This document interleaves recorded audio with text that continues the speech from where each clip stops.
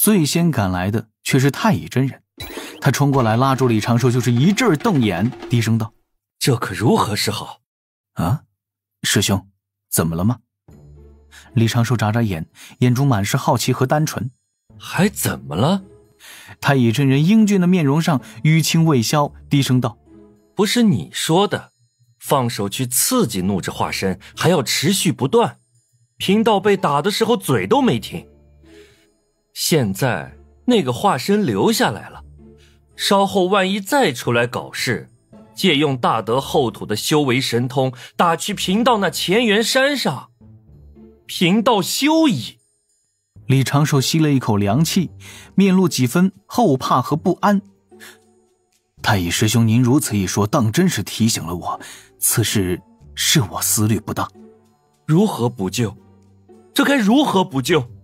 啊，太乙师兄莫急，若是真的出了这般事，师兄尽管来天庭兜率宫中寻我，或是给我一道传信玉符，我立刻赶去为师兄解释。大德后土的化身也好，那也是大德后土，岂会不明事理？太乙真人仔细的思量，叹道：“看来这地府今后来不得了。”太乙师弟放心就是。哈哈哈哈。就听几声轻笑，广成子与玉鼎真人一同驾云而来。这位阐教大师兄含笑道：“大德后土已是无事，七情归恒，稍后自有长庚师弟帮地府解决转世之灵残余七情之事，大德后土自不会再失控。”广成子师兄所言极是，可相助地府解决此事，绝非我一人就能做到，还是需道门上下一应努力啊。广成子刚要接话，就听一旁又有嗓音传来：“长庚啊！”大法师在旁漫步走来，皱眉道：“你这一招情绪的混沌有点……”师兄当真厉害。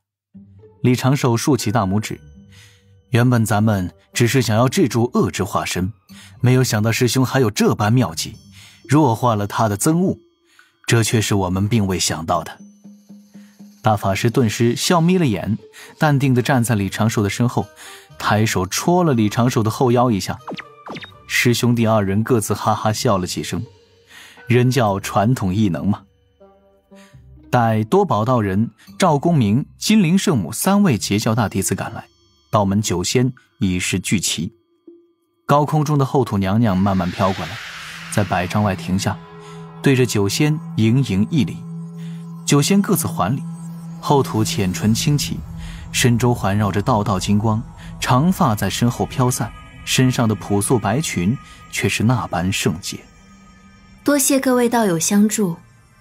大法师笑道：“前辈客气。我居于此界，早已无法外出，也无甚像样的谢礼能给各位。”后土娘娘右手轻轻摇晃，指尖绽放微微光亮，一段金光闪耀的经文凝成一个卷轴，被后土娘娘抬手推来。此功法乃我集合巫族修行秘法与天地轮转之道铸成，本为九九归一玄功，只可惜天道不允第9层玄功凝成，乱了我感悟。九九归一少一层，8九玄功。李长寿眼前一亮，但是此刻并未表露什么。这一份玄功是给道门的，这一次自己也来干活了，稍后自然能够搞一份副本回去。玄都大法师将卷轴捧过，笑道：“多谢前辈赐下玄功，后土前辈其实不必如此客气。您坐镇此地，护持6道轮回，无尽岁月都是如此。前辈有恙，我等前来相助，所做不过举手之劳，不敢以功自居。前辈出京劫祸，元气未复，我等不敢多打扰，请前辈安心休养。若有任何差遣，知会我家师弟一声就可。我家师弟长庚在天庭效命，也深得老师喜爱与玉帝信任。”大法师言罢，道门九仙再次做道揖。后土并未多说什么，只是含笑点头，为九仙打开了一道水帘般的门户。水帘另一面便是6道轮回盘之外。酒仙并未久留，已是功成圆满，各自转身离去。但是李长寿刚要迈步，后土娘娘开口道：长庚道友，可否多留片刻？李长寿瞧脸自家大法师，又看了看云霄仙子，前者笑着拍了拍李长寿的肩头，后者微微欠身，与金陵圣母结伴离开。稍醒，8位道门高手离了此界。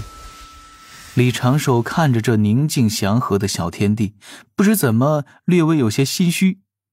后土站在100丈外的缓坡上，对着李长寿微微欠身，叹道：道友当真做到了啊，幸不辱命。李长寿答应一声，突然感受到了水帘之外那浓郁的功德天道之力。8位道门高手都获得了一大笔功德犒赏。李长寿笑道：而且都是3教大师兄他们出手，我只是做了一些传信之事。后土娘娘掐指推算，缓声道：道友莫要自谦，地府与巫族受你恩惠已数之不清，那灭人剑之事还多亏道友及时发觉，才免了巫族一场灭族之灾祸。我为巫族12族，道友当受我一礼。开满白色小花，各处飘着霞光的山坡上，后土娘娘双手叠在身前，对着李长寿盈盈一礼。哎呦，这使不得！李长寿连忙跳去一旁，又给后土娘娘行了一个道揖，叹道：哎呦，娘娘莫要折煞了我呀，我所做之事都是为自身谋划好处的动机，除妖更是有多重考量，护巫族也是为了让地府能够早日入编天庭，可是不敢受娘娘这般大礼呀。后土笑道：那道友此次出手，可有想过在我这里取走的好处？没有。李长寿连连摇头，能帮上娘娘，已是咱今后能去跟同门吹嘘之事，此前当真没有多想。不过我其实一直对巫族秘录颇为感兴趣，娘娘您请看。李长寿的手指轻画，随手写下了遮掩天机用的巫族秘录。后土柔声道：如此，我稍后将巫族符法整理成册，再让他们给你送去。多谢娘娘赐法。李长寿已经是心满意足了，但是看后土娘娘似乎还有弹性，也不好意思直接告辞。后土又问：当真不要其他好处了？当真不用了。后土顿时遗憾道：本想着再给你一些盘古真血，可修玄体宝法，可炼无上宝丹。既然你顾此不受，那便罢了。这面子与宝物哪个重要啊？当然是宝物啊，尤其是盘古真血，再配合娘娘刚刚赐下的8九玄功，简直就是给我的肉身开挂呀！这要我练成8九玄功，再以盘古真血强化，岂非另外一个保命的底牌？但是此时李长寿心底微微思量，有时候机缘太多并非是好事，宝物虽易取，因果却难摘除，而我走的是元神之道，肉身强横对于我来说并非是那般重要。稳一手，若我今后真的要去练，且能够练成8九玄功，再回来找娘娘求盘古真血也不迟啊。心中划过这些念头，李长寿笑道：娘娘，若是您没有其他吩咐，我这就告辞了。后土娘娘眨了眨眼，柔声道：我此前只是与你说笑，这些本都是给你的谢礼。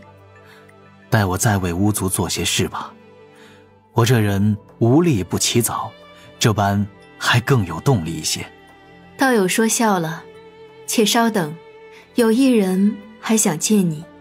后土双手向前捧托，一只草环在仙光中缓缓凝成，被后土慢慢地戴在头顶。草环中闪过七彩光芒，又隐去其他光芒，只剩下银白色闪亮。后土娘娘嘴边的笑容渐渐收敛，面容身形虽然未变，却给人感觉变了个人般。他脚下的山坡，绿草开始东倒西歪，白色小花慢慢的凋零，一股微风吹过，竟带出了无边萧瑟之感。后土娘娘悠悠的一叹：“你刚刚应是安慰我的吧？总归是安慰我的。我说到底，毕竟只是一段失控的情绪，还是众生给娘娘的负担，还是最大的那个。你刚刚能这么说，我也很欣慰了。虽然悲伤，还是那么大。道友，等你能将这般七情哀之力收放自如了，又能有办法外出走动，我可以带你去天地间逛逛，介绍你认识更多的好友，如何？当真？他向前迈出半步，眸子中亮起了此前从未有过的光亮，不过瞬间立刻泄气，垂头丧气的道了句：又或是在安慰我吧？我可是天庭水神，3阶正神，如无必要，我通常不会骗人。那一言为定。这个给你留作纪念吧。李长寿在怀中拿出了一颗宝珠，对着其内注入了一段笑声，俯身放在了地上，道一句：有字珍重。李长寿拿出拂尘，轻轻甩了一下，仿佛扫去了此间尘埃，转身朝着水帘走去，毫无阻碍地出了6道轮回盘。他刚刚跳出去，一道金光自天而降，将他身形直接吞没。天降大功德！李长寿还没有来得及清点这一笔功德，一旁大法师赵公明、多宝道人、太乙真人已经是同时凑了过来。赵公明煞有其事地嗅了嗅，目中满是玩味。大法师笑道：师弟，娘娘单独留下你，又教会什么了？啊，因此前灭人剑以及北周巫族之事，还有天庭与地府诸多事，后土娘娘为这些事对我道谢罢了。几个人的眼神顿时满是失望。多宝道人摆摆手：哎，散了散了，跟地府阎君打个招呼，找个地方喝酒去了。赵公明感慨道：哎呀，此行收获匪浅呐。太乙真人手中把玩着一张画卷，笑道：定海神珠能喷水，才是真的长见识。啪的一下，赵公明眯眼一笑，轻轻打了一个响指，24颗定海神珠出现在了太乙真人身周，后者身形瞬间就被定在原地。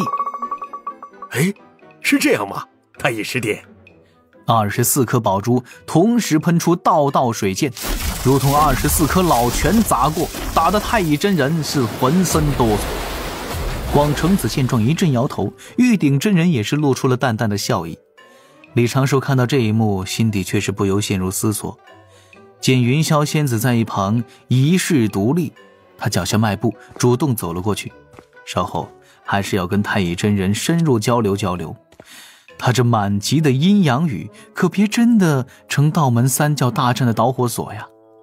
不远处，大法师正与广成子、多宝道人商议后土娘娘所赐玄功该如何处置。能看得出来，3教对这门玄功兴趣都不大。圣人弟子所修法门都是圣人所著，后土娘娘在修为方面还是差了圣人一些，但是后土娘娘的面子又不能不给，故大法师提议，就将这个神通当作是道门护教玄功，不轻易对弟子传授。广成子与多宝道人自不会有什么异议。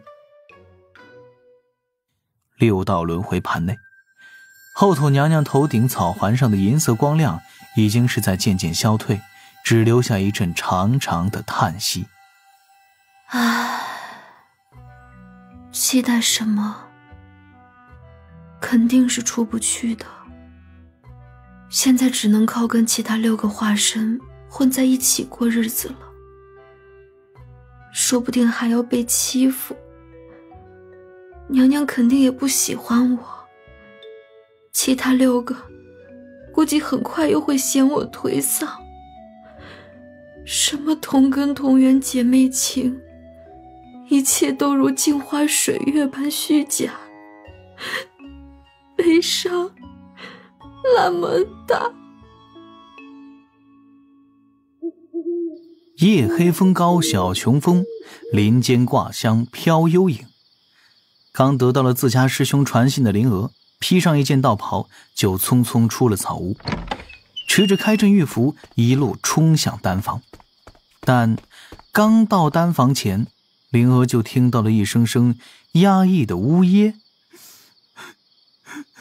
她心儿一慌，自林间夜幕跳出，落到灯火通亮的丹房门前，看到了正仰躺在躺椅上泪流满面涕泗横流的自家师兄。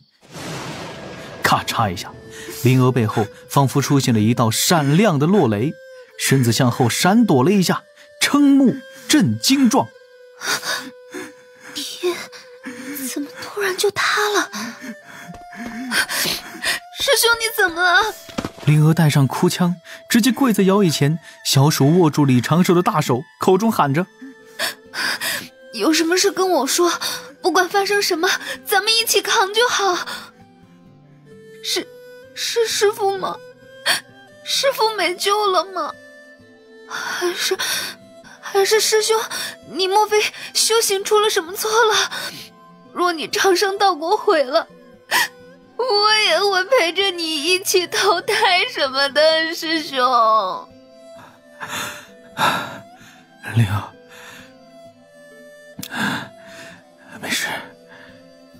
李长寿颤声回答，喉结上下颤动，散发着浓浓的悲伤之感。灵儿眼皮垂下，眼泪如断线珍珠般滑落。她将师兄的手背放在脸颊，低声呜咽着：师兄你别吓我，你要是现在就没了，那我可怎么办？我现在连为你守寡都算不上，只能为你守墓。师兄你干嘛打我？乱喊什么？